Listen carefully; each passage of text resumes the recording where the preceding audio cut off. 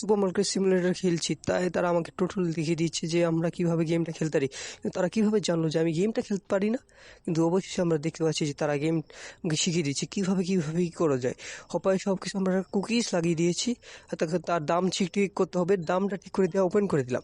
হবে কাস্টমার আসবে, কাস্টমার দেখে ও একটা ছেলে আর একটি লোক এসেছে, তারা এখন আমাদের নিয়েছে কুকিজগুলো নিয়ে যাচ্ছে। কিন্তু হোপায় দেখি কত ডলার হয়েছে আমার, $10 করে হয়ে গেছে, আমার হয়ে গেছে $52 8 পয়সা। এত ডলার দিয়ে আমি কী করবো? হোপায় দেখি নতুন আনছি, পার্সেলটা আমি হোপায় নতুনভাবে ঠিক করে দাম করে লাগিয়ে দিলাম, আবার ওটাকে ফ্রি দিলাম।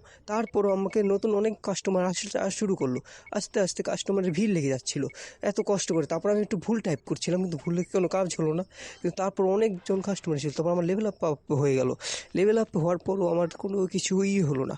তারপরও অনেক কাস্টমার আসছিলো, কাস্টমারের ভিড়ে এত কাস্টমারের উপরে কাস্টমার, একজন জুস পিচ্ছিল, একজন করছিল, কাস্টমারের উপরে কাস্টমার, এত কাস্টমারের কোনোই নেই। আর $12 উপরে আমার $105 হয়ে গেছিলো। এত ডলারের পরও আমাকে নতুন ফ্রিজ আর কেনার টাকা হয়ে গেছিলো। আমি ওই টাকাগুলোকে জমাচ্ছিলাম, জমানোর পরও আমরা দেখি কতগুলো হয়েছে, আরও কাস্টমার আসা শুরু করলো, কাস্টমারের উপরে কাস্টমার দেখতে দেখতে একদম হয়ে যাচ্ছিলো। শেষ পর্যায়ে তো কাস্টমার ফুরোচ্ছিল না, এত কাস্টমার, কিন্তু মাল কিন্তু এখন তো উঠানো হয়নি এত বেশি। তারপরও আমরা কাস্টমারের উপরে কাস্টমার আসতেই আসছিলো। তারপর নতুন একটা আমরা জিনিস অর্ডার করে দিলাম যে রাখার জন্য, আর কিছু কুকিজের পর আমরা দেখি যে তারা আসছে না। তো তারপর আমি ডেলিভারি চার্জ দেওয়ার পর আমরা এসে বলো নতুন কুকিজের বক্সটা বসিয়ে ফেলাম।